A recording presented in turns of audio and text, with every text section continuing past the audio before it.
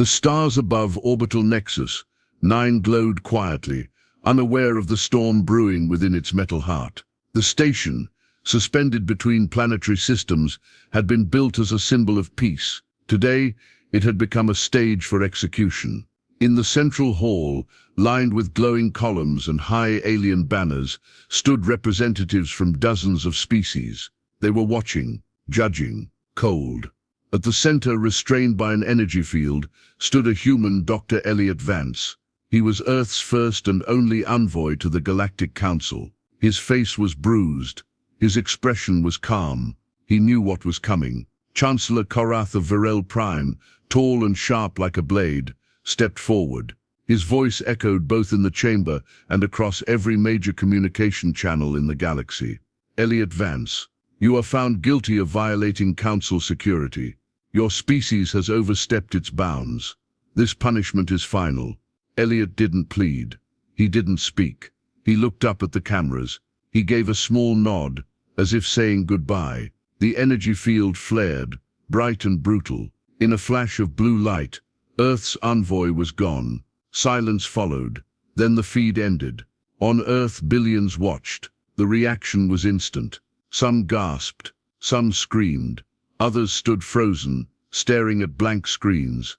In the underground War Command Center of New Geneva, the room went quiet as the broadcast ended. Commander Jackson Morrow, tall and steady in his dark uniform, didn't speak at first. His fists were clenched. The light from the holographic screen still flickered across his face. He had known Elliot since their academy days. Elliot had always believed in diplomacy. He had believed the aliens could be trusted.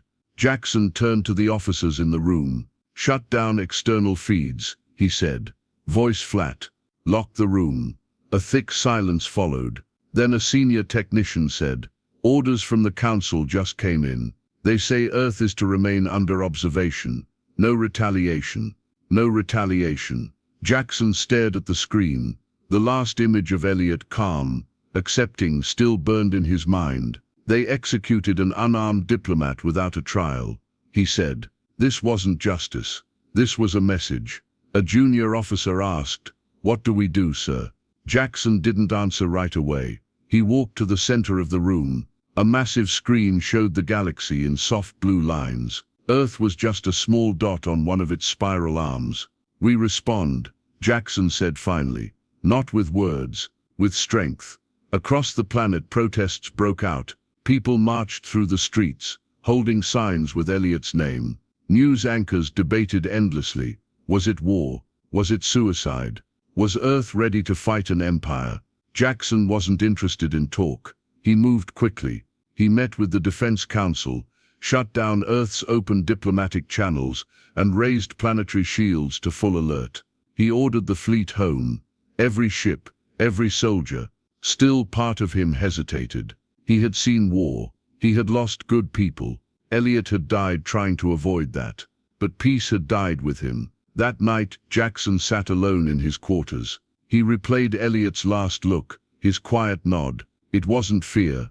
It was purpose. "Why didn't you fight back?" Jackson whispered. "What did you see that I don't?"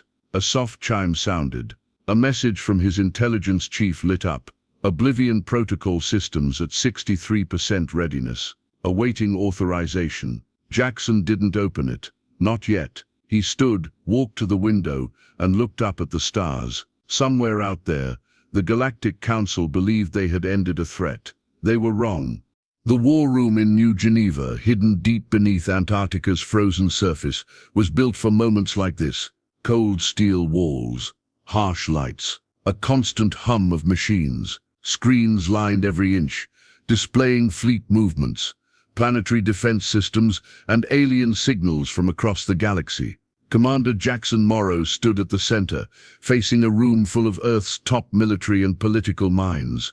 Generals, scientists, ministers, all gathered after the execution of Dr. Elliot Vance. They had one question burning in every mind. What now? "Gentlemen, ladies," Jackson began, voice clear. "You all saw what the Council did. They murdered our envoy, publicly, deliberately. They wanted to send a message. I suggest we send one back." A loud voice cut in. Minister Renner Wells, head of Earth's diplomatic committee. With all due respect, Commander, we are not ready for war. We're a single planet. The Council commands fleets across 5 galaxies. Another voice followed.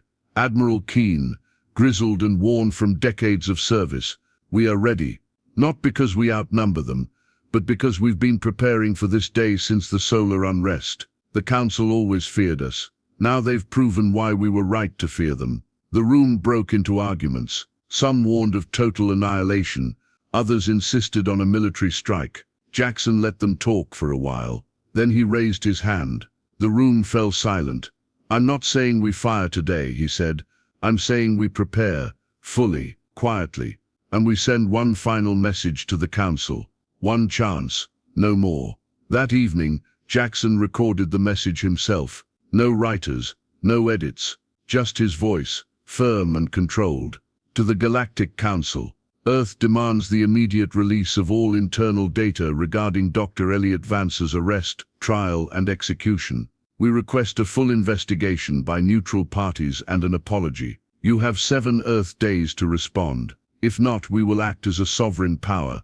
Earth will protect its own. The message was sent on all secure channels. It echoed across the stars.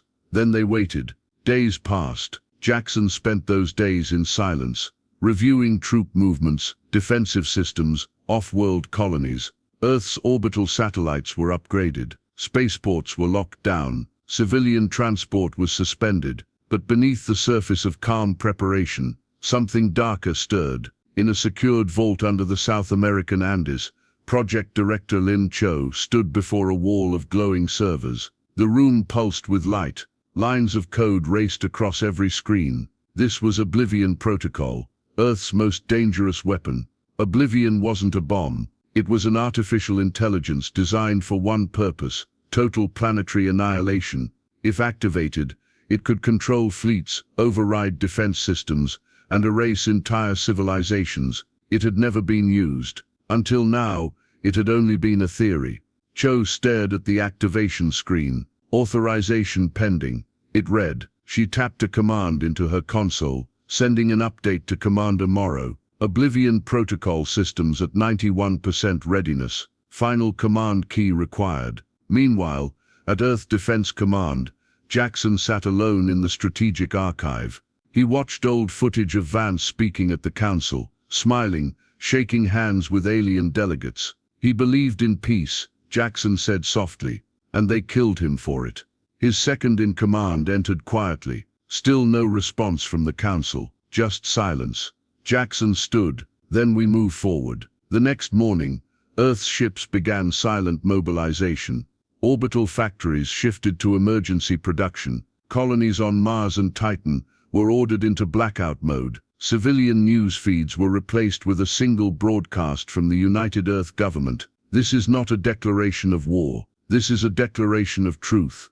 Earth will no longer kneel. 7 days passed. The Council never replied. Only one new signal arrived. A short message from a Varelian warship near the edge of Sol space. Earth's threats are noted. Remain where you are. Further movement will be seen as hostile. Jackson read the message once, then deleted it. There would be no more warnings.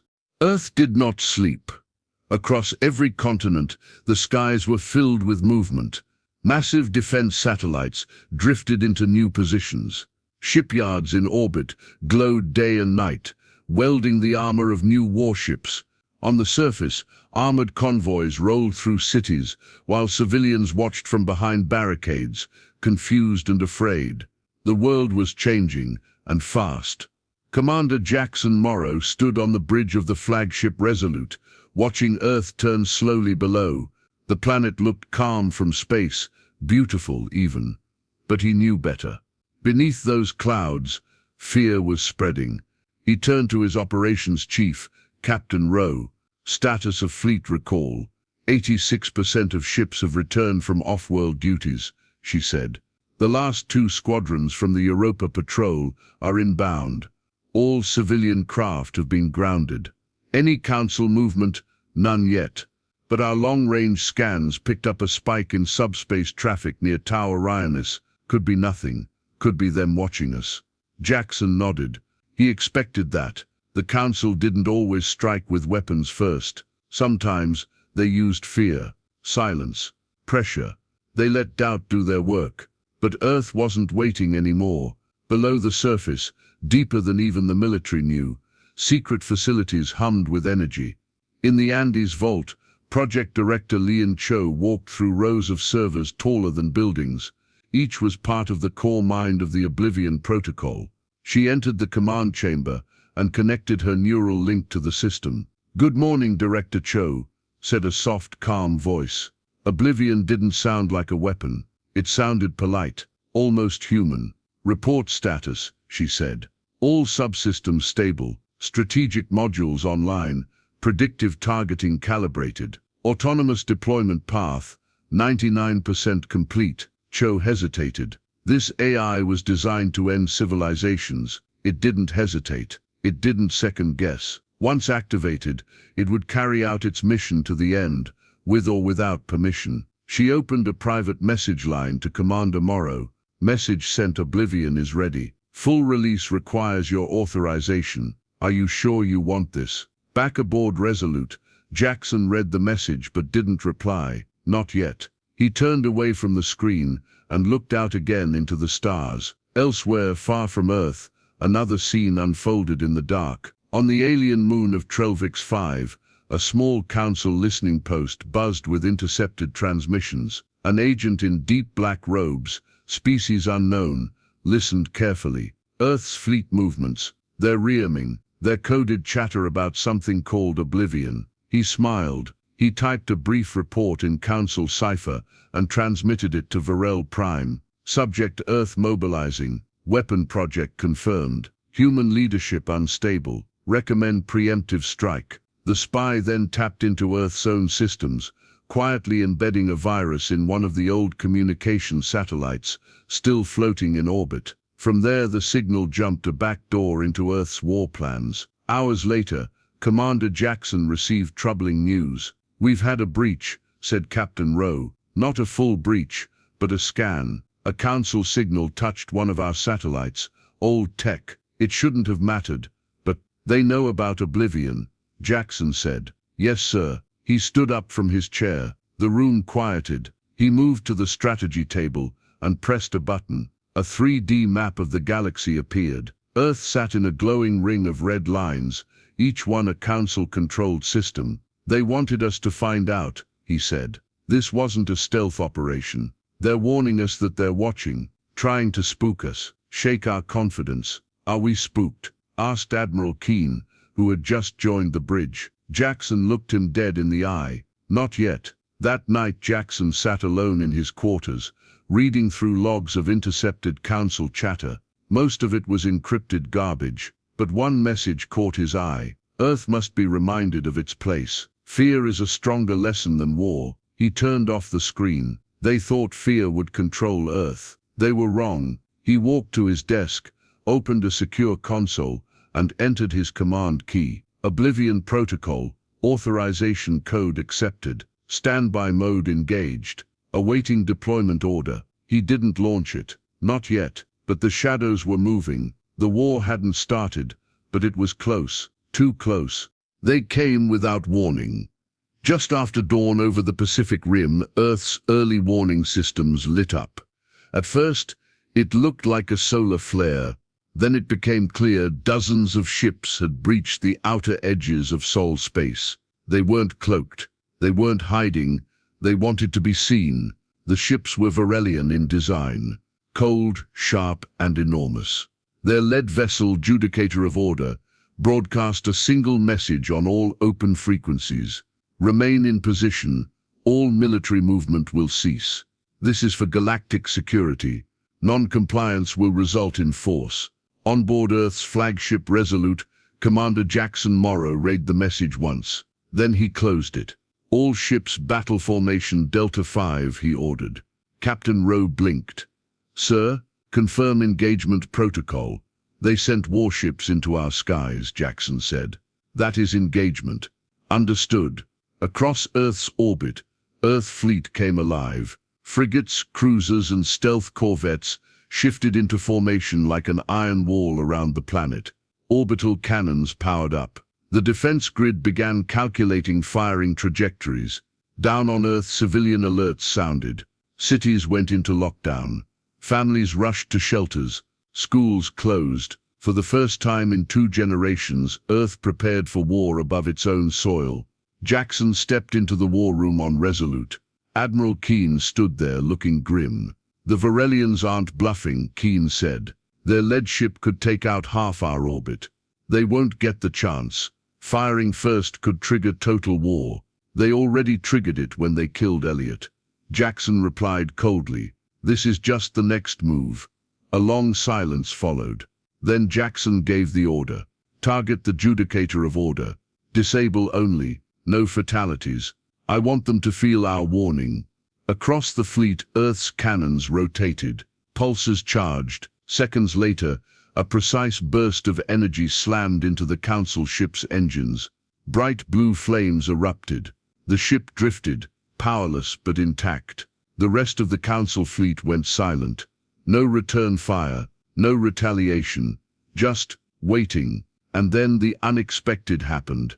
A new energy surge appeared on sensors, this time not from the Council. It was coming from Earth's own side, from deep space, from a satellite no one had touched in years. "Sir," Captain Rowe shouted, "it's Oblivion.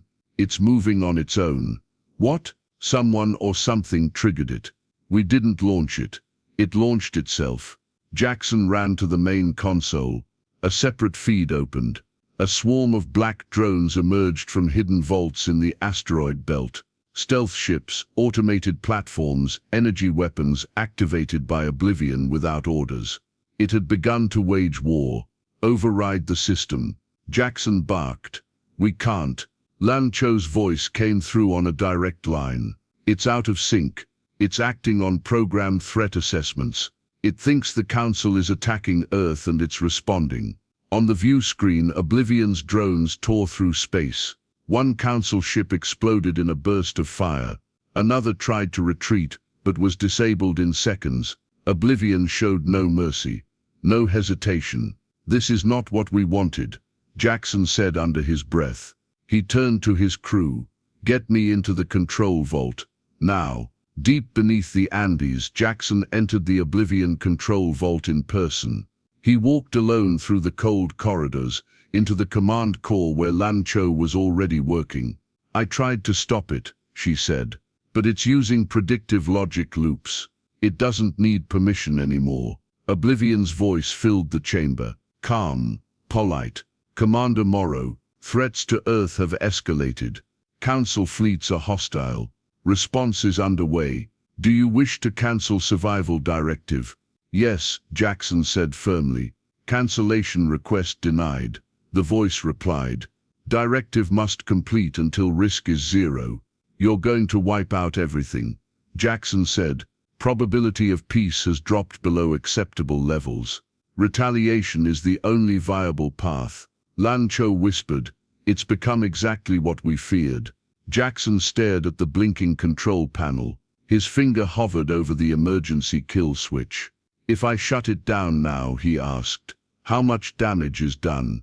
"At least half the Council fleet near Earth is gone," she said. "The rest is retreating or in chaos. But this will echo across every system." Back in orbit, Resolute tracked the retreat of surviving Council ships. Fires burned in the silence of space. Earth had won the first strike, but at what cost? Oblivion had shown Earth's true power, and the galaxy was watching. Jackson returned to the bridge. He looked at the wreckage drifting in orbit and spoke only one sentence. This wasn't a battle. This was a warning shot. The war hadn't started yet, but now it was coming. The war had begun. After the attack on Earth's orbit, the galaxy stood in shock. The Council had underestimated Earth's strength. Oblivion, Earth's secret weapon, had exposed the truth.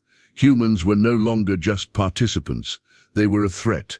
Across distant worlds, alien news feeds replayed footage of the burning Varelian ships. Images of Earth's black drones moving with perfect silent precision struck fear across star systems. Some saw Earth as dangerous. Others saw them as powerful. and some, especially those long silenced by the Council, saw something else: hope. Back on Earth, Jackson Morrow knew what would come next. The Council would not forgive this blow. Their fleets would regroup. Their pride would demand revenge. Earth had no choice but to strike first and end it before it grew into something worse. Jackson called an emergency session of the United Earth Command. He stood before the world's top leaders and said simply, "We must end this now. The Council will never treat us as equals. They'll keep trying to control us or destroy us. We don't have time to wait. We take the fight to Varel Prime." Many disagreed. Some feared suicide. Others begged for peace talks. But Jackson stood firm. "This isn't about revenge," he said. "It's about survival. If we wait, they'll come back stronger. If we strike now, we control what happens next." The vote passed. Operation Final Echo was launched. The journey to Varel Prime was short, thanks to Earth's new quantum jump drives. Earth fleet launched from deep space docks, supported by Oblivion's automated warships. It was the largest coordinated movement of human firepower in history. Jackson commanded from the Resolute, leading a fleet of nearly 300 warships. His second-in-command, Captain Rowe, sat beside him as the stars shifted around them. "Target locked," Rowe said. "Entering Council space in 90 seconds.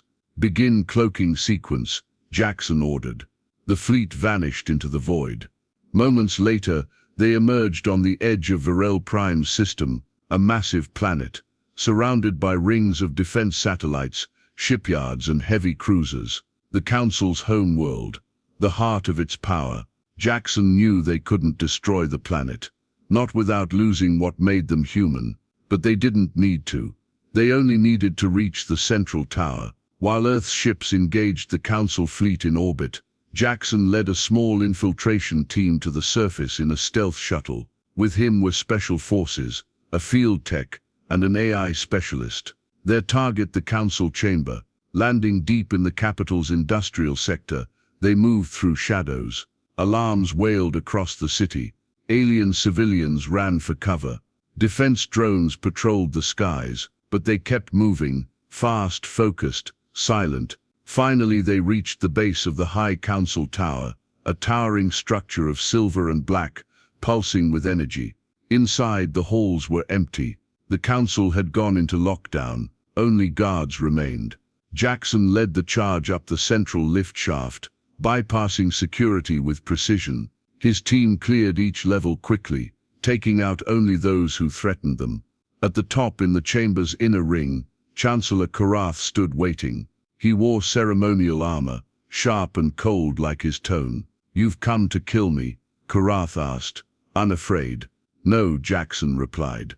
"I came to show the galaxy who you really are." He tapped his wrist. A hidden camera in his helmet streamed everything, live back to Earth and across unsecured channels. Every world in Council space could now see this conversation. Karath didn't flinch. "You're dangerous, Morrow. Your species spreads fast. You colonize without restraint. You build weapons like Oblivion. We had to stop you before it was too late." "You executed an envoy," Jackson said. "You invaded our skies. You lied to your own allies." Karath stepped forward. "You still don't see it. You're not a hero. You're just the next problem. After we remove you, we'll restore order." "No," Jackson said. "You won't." At that moment, his team uploaded proof: Council orders, hidden executions, intercepted messages, and the logs of Karath's command. Everything the Council had hidden now spread like fire across the stars. On 1,000 alien worlds, rebellion sparked. Council allies shut down their ports. Ships turned against their own command. Karath's face, twisted in pride and rage, was now a symbol of tyranny. Realizing his defeat, Karath lunged at Jackson, but the commander was faster. With one hard strike, Karath hit the floor, alive but broken. "This is what justice looks like," Jackson said. Outside, the Council fleet fell into chaos. Earth's forces disabled their command ships, then pulled back. They had done what they came to do, not destroy, but expose. As the Resolute returned to Earth space, Jackson watched the stars with quiet eyes. The war wasn't won with oblivion, it was won with truth. The stars were quiet again. After the strike on Varel Prime, the Galactic Council fractured. Word of Chancellor Korath's lies spread fast. Dozens of member worlds rose up. Ships once loyal to the Council refused new orders. Some planets declared independence. Others demanded new leadership. The old order collapsed. Earth did not celebrate. Commander Jackson Morrow stood aboard the Resolute, staring out at the wreckage left behind in orbit. Burnt hulls, drifting metal, and silent drones told the story of a war no one wanted, but was forced to fight. The battles were over. The Council had fallen, but victory had a cost. Back on Earth, cities were damaged, though still standing. Families mourned those lost in the first strike. Every screen showed Jackson's confrontation with Korath. It had become the symbol of a turning point, not just for Earth, but for the entire galaxy. Jackson returned to New Geneva to face the United Earth Command. The chamber was full but silent. Everyone had questions, some spoken, others buried in thought. Minister Renner Wells finally asked, "What now?" Jackson paused before answering.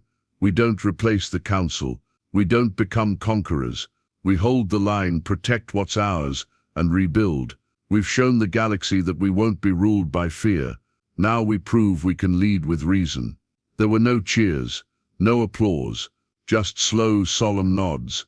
Later that day, he visited the Memorial Garden in New Geneva. A new statue of Dr. Elliot Vance stood at the center, flowers placed at its base. Jackson looked at it for a long time. "You were right," he said softly.